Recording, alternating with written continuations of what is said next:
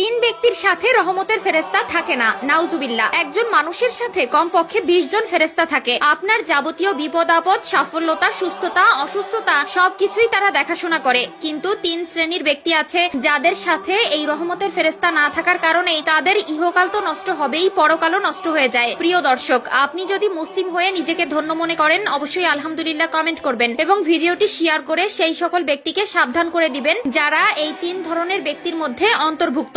যার সাথে ফেরেশতা থাকে না তার সাথে সব সময় শয়তান থাকে। খুব গুরুত্বপূর্ণ একটি মেসেজ আপনাকে দিব। কোন 3 শ্রেণীর ব্যক্তির সাথে ফেরেশতা থাকে না তা নিয়ে থাকবে আজকের বিস্তারিত। রাস্তায় চলার পথে আপনি হঠাৎ বিপদ আপদ থেকে রক্ষা পেয়ে যান, কারণ আল্লাহ তাআলার হুকুমে রহমতের ফেরেশতারা আপনাকে সাহায্য করে। এটা বানানো কথা নয়, এটা আমার রাসূল সাল্লাল্লাহু আলাইহি ওয়াসাল্লামের হাদিস থেকে প্রমাণিত। আপনাকে বিশ্বাস করতে হবে, নয়তো আপনার ঈমান থাকবে না। 1 নম্বরে ওই সকল ব্যক্তির সাথে ফেরেশতা থাকে না যারা নাপাক অবস্থায় থাকে। নাপাক হলো ওই সকল ব্যক্তি যারা মিলনের পরে নিজেকে পবিত্র করে না অথবা ফরজ গোসল আদায় করে না। আপনি যখন নাপাক অবস্থায় থাকবেন তখন আপনার সাথে রহমতের ফেরেশতা থাকবে না, তখন আপনার সাথে শয়তান থাকবে। পবিত্রতা ঈমানের অঙ্গ, অবশ্যই বিষয়টি সব সময় মাথায় রাখবেন এবং নিজেকে সব সময় পবিত্র রাখবেন। 2 নম্বরে ওই সকল ব্যক্তির সাথে রহমতের ফেরেশতা থাকে না যারা নেশাগ্রস্ত অবস্থায় থাকে। স্পষ্ট ভাবে বলতে চাই, যারা নেশাগ্রস্ত অবস্থায় থাকেন আপনাদের কখনোই বালাই হবে না।